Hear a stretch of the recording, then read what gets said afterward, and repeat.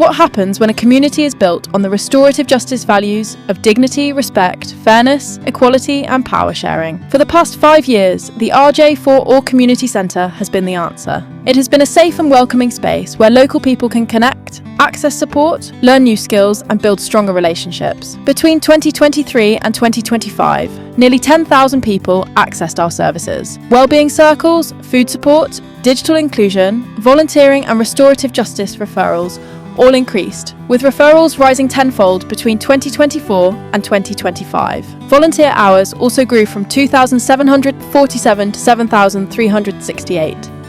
But community spaces like this cannot thrive without support.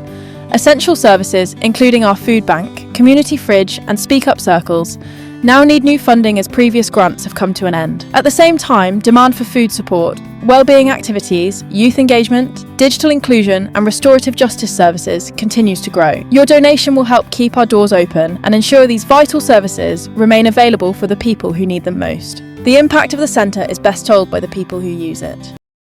The centre is supporting the community through wellbeing circle, digital repair, tech together, cook and connect, community gardening, charity shop, food security. We made many good friends through these activities. Under the leadership of Dr. Theo Gavrielides, the centre is spreading its wings to Cyprus, Bahrain, Africa and other countries. Through restorative justice work with young people, we have been able to share ideas, learn from them and support the community in a very positive way. RJ4All has truly become like a second home for us, and the staff are always warm, welcoming and respectful. Through starting my community and the presence of this alone only inspired me more to be more what I want to be more. So, I mean, this day, what we have and I to live about. Thank you, all of it. Thank you. Thank you.